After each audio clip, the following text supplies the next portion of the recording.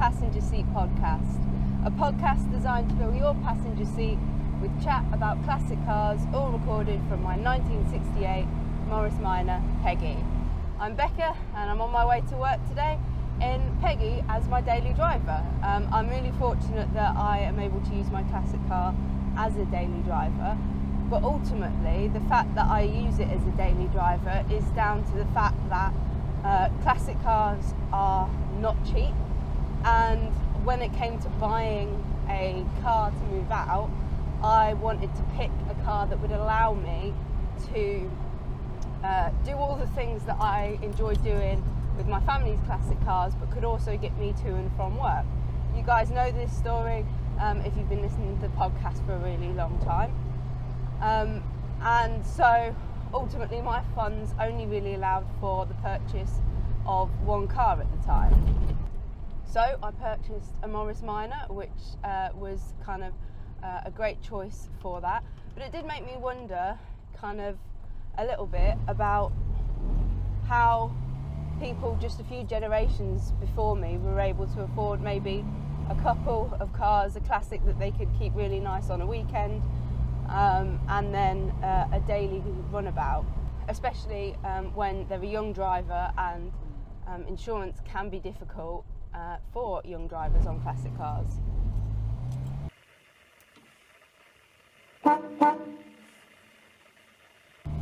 Additionally, you might remember that a few podcasts ago I looked at the rising price of Morris Minor spares, comparing kind of the cost of them in the mid-1990s to the early 2000s to now.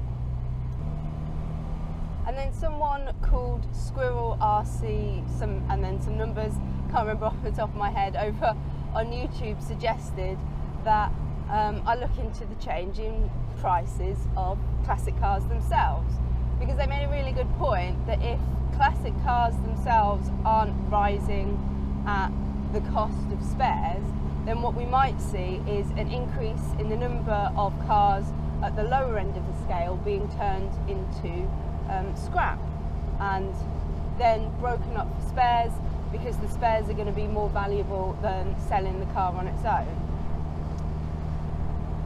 So this kind of played on the back of my mind for a little bit, and then I decided to kind of look into how I could do a little bit of an investigation into this, and that's exactly what today's podcast is. So I went on eBay and got hold of what they call a Miller's Collector's Guide, and they do them for lots of different things, antiques, motorbikes, all sorts of things, anything that you might be collecting. And these Miller's Collector's Guides have essentially guide prices for various different conditions of these items.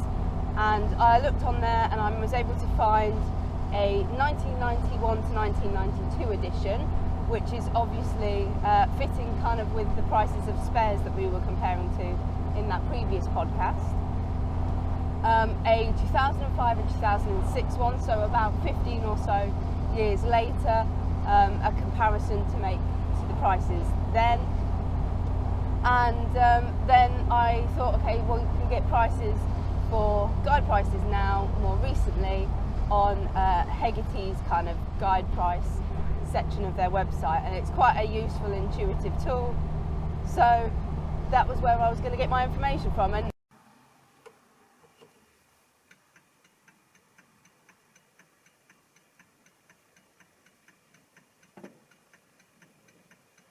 these sources do all kind of point out that these are guide prices. They aren't sold listings or anything like that, but it meant that I was able to be pretty sure about the price and condition being the same between my comparisons, which, being kind of a researcher for my job, I wanted to remove as many variables as possible. So I looked at what was called Condition 1 on the Miller's Guides, which isn't necessarily the best condition. It's a pretty good condition, and it's not concours. It might still have some signs of use and age. It's pretty much attending shows and being perhaps the best car at that show, but it's not necessarily gonna excel at a concourse all of the time. So it's pretty high up there, but it's not kind of a car that would be a ridiculously overpriced one. It would definitely be a really good starting point for a car that you were going to look after and potentially daily drive, because something in that sort of condition would certainly hold its value if well looked after, if well waxed and stuff like that, and perhaps kind of swapped out for a cheap runabout in the winter. This matched up pretty well to Hegarty's explanation of their excellent class.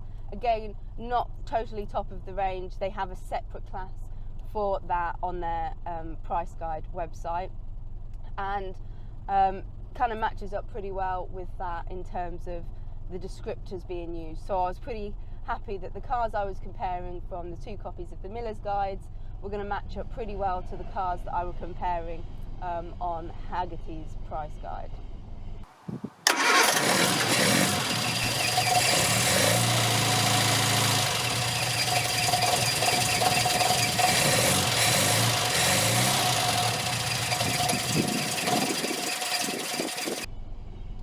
So then it was a case of picking out some cars to make these price comparisons.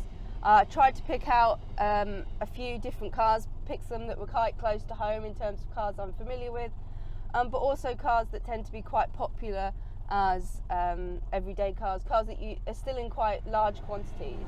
They're not cars that your prices are going to be altered by larger numbers of them becoming available over time. So something that was quite rare in the 90s, now having found a few more hidden away in barns, their prices are going to be influenced by that, or vice versa. If there was lots of them in the 90s but they've been used and abused and then the prices have been fluctuated by that.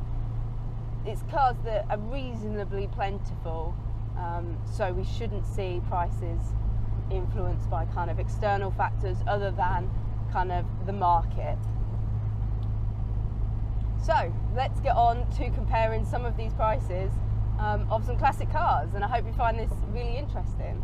And if you do enjoy this and you'd like me to look at some other cars, let me know in either the comments or over on social media which cars you'd like to see compared in a future episode. So starting right here with a Morris Minor. Morris Minor 1000 1098 2-door saloon. So exactly what Peggy is. Seemed like a good place to start for me.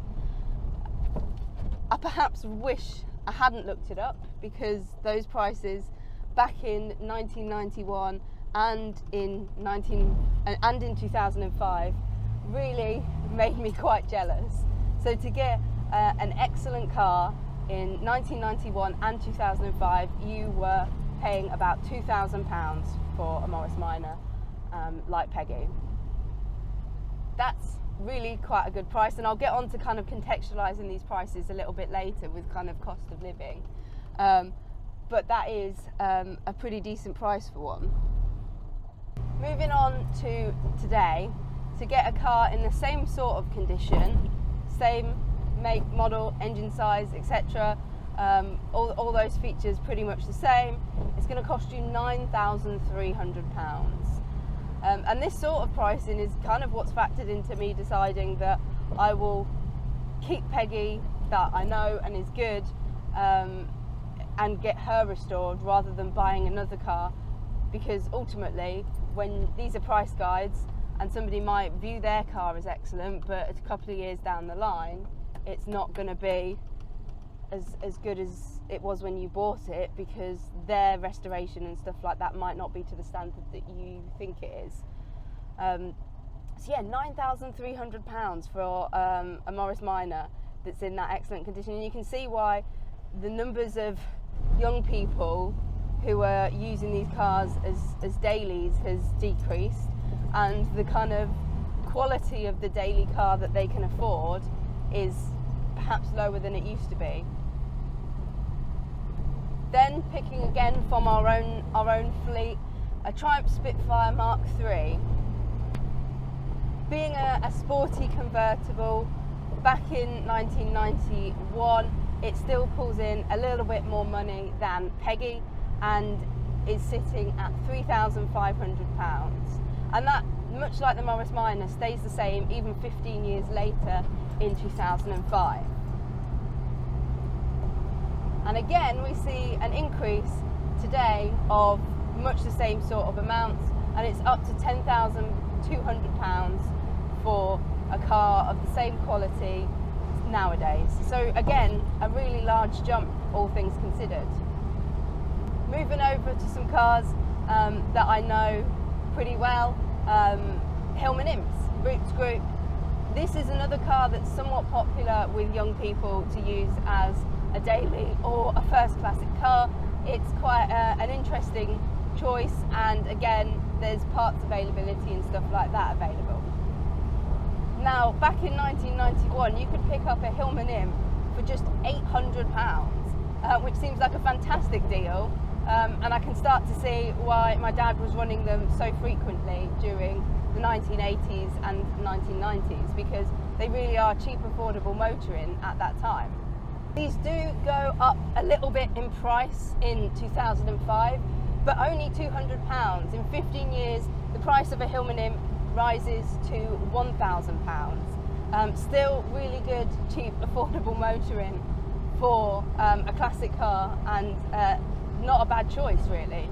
And when we look at today's price of £5,700, you can start to see why it's not a bad choice for an excellent example to get hold of and use as a daily. That's not much more than I paid for Peggy a few years back now, and obviously she's got a few features like the 5-speed gearbox that put her price up a little bit, but yeah, £5,700 for a pretty decent example of a Hillman Imp isn't a bad choice, and really does sit them in quite a good market for affordability.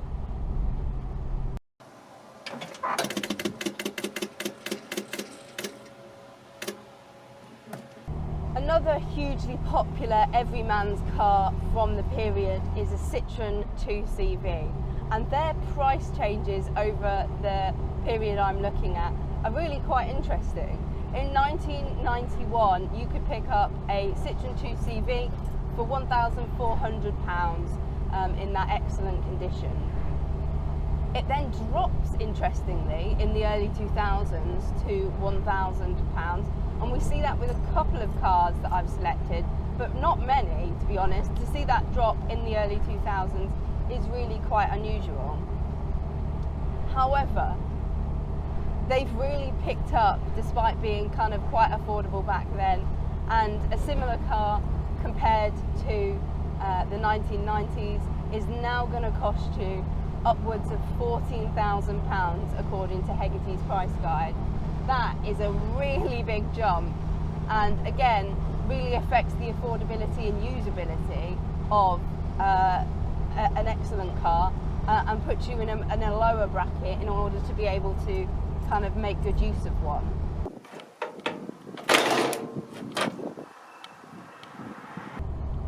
I wanted to take a little peek at some pre-war motoring as well. There's been big discussions recently about the fact that pre-war motoring isn't as popular with young people as kind of the 60s, 70s stuff. Again, because of that one car affordability that so many young people have nowadays, and the fact that there isn't that personal connection with some of these older cars. And quite often a car such as an Austin 7 is sold as an affordable way to get into pre-war motoring. And their price changes over this period is really quite interesting. So back in 1991, you could pick up an Austin 7, just standard one, not a chummy or anything like that, standard Austin 7 for £8,000, which compared to the other cars that we're seeing in this period, is quite a large chunk. So it does suggest that pre-war motoring was quite popular in the 1990s. We see a slight drop in 2005 to £7,000, but it's still sitting well above the prices of those 60s cars that we've already looked at. However, this is where it gets interesting. In today's prices, an Austin 7 in excellent condition is $8,500, which is sitting not much higher than it was back in the 1990s, and is actually sitting below some of the excellent condition cars that young people tend to plump for an affordable piece of motoring. So obviously, dailying an Austin 7 would be far more difficult than a Morris Minor, but depending on your journeys and things like that, during the summer it could be quite fun. I do know some people that daily exclusively pre-war cars, and an Austin 7 does have great support from clubs and things like that in terms of parts availability. So if you were looking for something a little bit more unusual and a way to get into pre-war motoring, an Austin 7 might well fit the bill, because they've held their price but not got much more expensive. This isn't the case for all pre-war motoring, however. One of my favourite cars, and a car that my dad owns, is a Singer 9 Le Mans. Now there is quite a few variations in these, because there's 4-seaters, there's 2-seaters, there's long tails and all this sort of stuff, and the Miller's Guides don't really address all of these differences and the desirability differences in each of these cars. However, there is quite a big jump between 1990s and now. Back in the 1990s, it is £12,000 for a Singer 9 Le Mans. That's not a small amount of money, for sure. And obviously you can probably get cheaper ones in terms of the condition and things like that, but for an excellent condition one that's been well restored and things like that, £12,000. It then rises to £13,000 in 2005. 15 years of £1,000 increase isn't too bad, and it's obviously done the opposite to what the Austin 7's done, in that it's gained 1,000 rather than lost 1,000 in this period. However, this is where things go kind of astronomical for a Singer 9 Le Mans, and in today's estimations on the Haggerty website, it's something like £35,000 on average, which is a huge investment that, in like today's money, is a house deposit, and so yeah, definitely a really big jump up there. And there's only really one or two other cars on this list that has any jump, anything like that. So it's quite an unusual inclusion.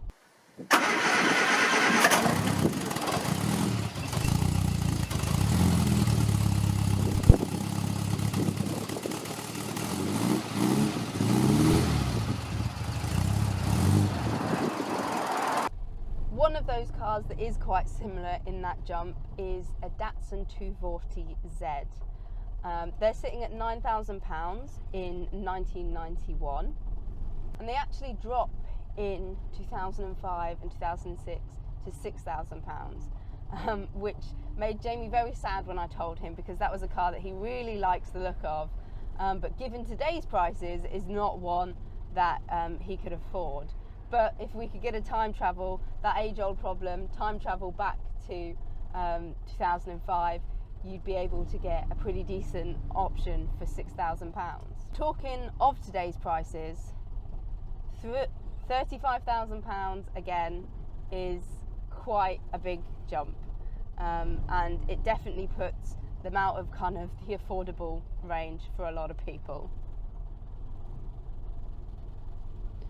But I suppose with both of these options, it's worth noting that actually, whilst you're not paying outright upfront for a modern car in most cases, you're getting it on some sort of lease. The reality is that that's the prices that you're sometimes paying for your most basic kind of family car.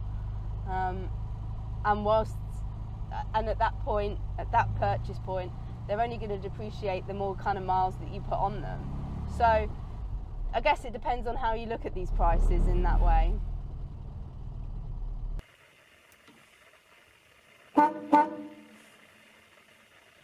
Going back to a couple of popular everyman sort of cars, I thought I had to put something Ford on here because they have kind of, people talk about Ford tax and stuff like that, so I really wanted to see whether that was something that was real and whether that was something that had impacted the increase of the prices. So I picked a Ford Angular 105e, and in 1991 it's quite happily sitting at the sort of prices that other everyman cars are, at £1,400. And that continues through to 2005, 2006, and so quite happily sitting there at those prices. Nowadays, an excellent example of a Ford Angular is going to cost you around £8,400, which is kind of in keeping with much of the other classic cars that rose during these periods. So in reality, the Ford tax doesn't seem to be affecting a Ford Angular. I know it tends to be on some of the more popular and unusual sporty sort of things like Cortinas and things like that, but it's certainly not shown up on this one here. Talking of kind of popularity taxes, one of the most famous examples you'll see of that sort of thing is obviously a VW Beetle. Everyone talks about how they overhold value in a lot of places because of kind of the stylistic side of them and the kind of desirability of them. And in keeping with this, they were sitting at kind of a little bit more expensive than some of our other cars in 1991, sitting at kind of 3,000 then, 3,500 in 2005. However, the jump up to now is pretty much in keeping again. It's 14,000. Now, I'm not saying that those jumps are kind of fair and realistic. When we think about it, it's quite harsh considering you think about the fact there's a 15-year jump between 1991 and 2005, and then another 15-year jump really between 2005 and now.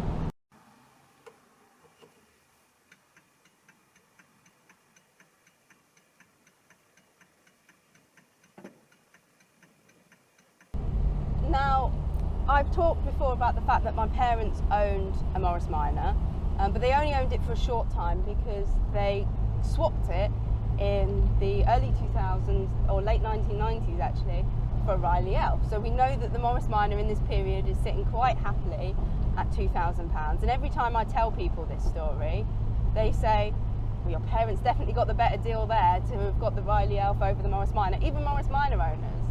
But actually, when you look at the prices, a Riley Elf is sitting at £1,500 continuously throughout this period.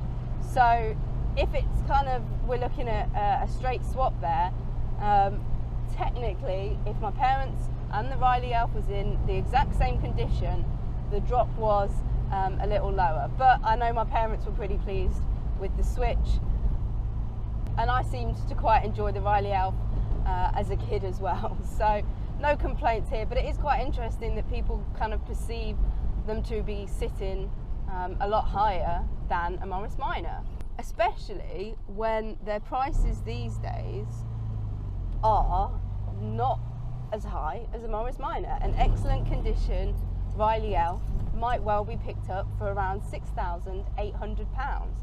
That's not a bad price, all things considered, and definitely puts a well-conditioned one in the more affordable price range than some of the other kind of everyman cars that we've spoken about in today's episode.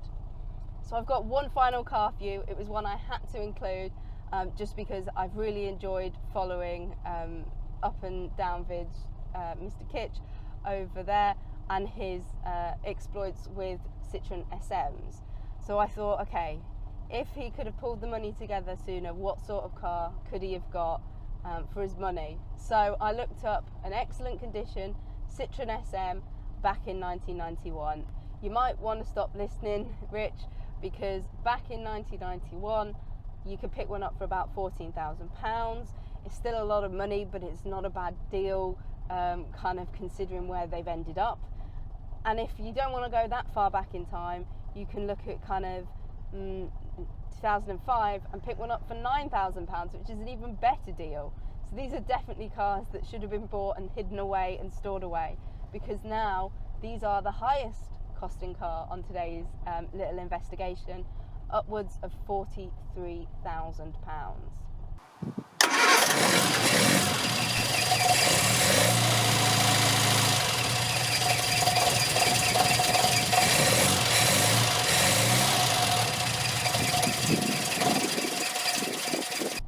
Now all of these prices are all well and good, but it means nothing, because as long as I say these prices just as they stand, people are going to be like, well, people earned less back then, so that money was still quite a big investment. And absolutely, totally true. But I thought what I'll do to kind of address some of that is look into kind of what the average salary for a 25-year-old is now versus back then,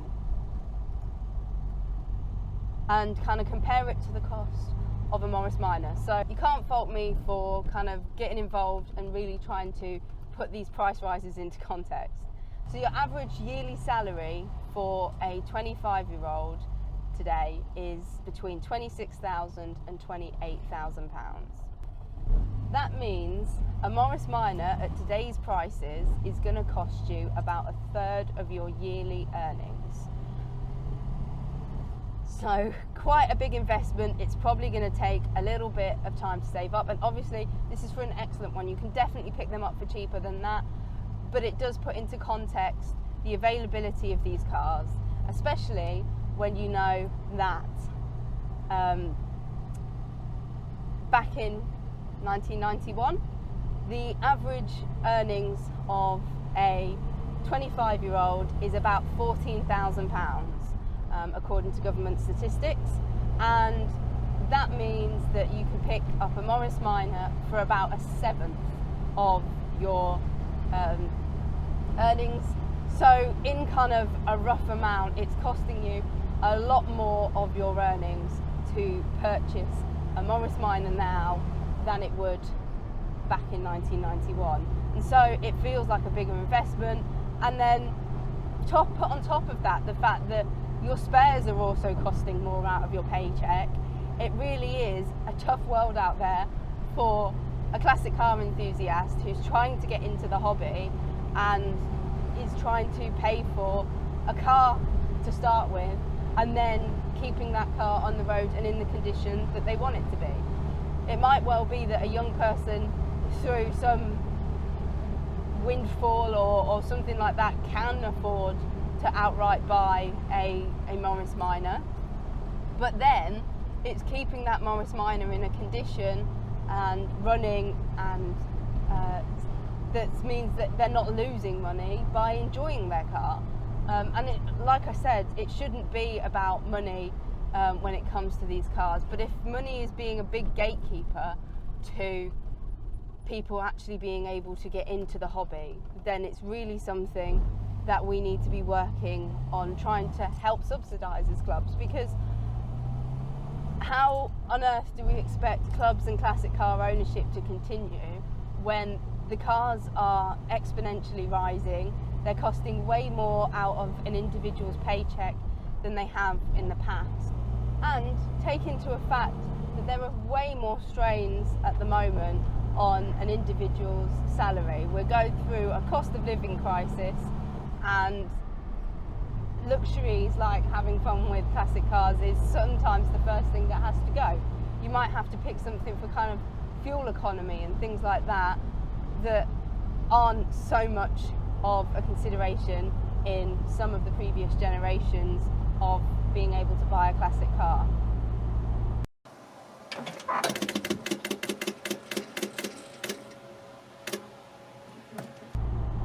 I realise I've rambled on for a really long time, but I hope that you found this interesting and you found these price comparisons interesting. I'd love to hear kind of your personal stories of perhaps buying a classic car in the past, selling it on, and then going back to buy another one and realising just how much the prices have increased. Or perhaps you've got some ideas about ways that we can try and make classic cars a little bit more affordable for everybody, really. It doesn't help that we've got people out there that are selling this idea that they're an investment and their prices are always set to rise, because that just encourages people to keep listing their cars for more money and kind of pricing out a lot of people who are really valuable to the continuation and enjoyment of these cars. So let me know your thoughts, and in the meantime, drive safely and happy motoring.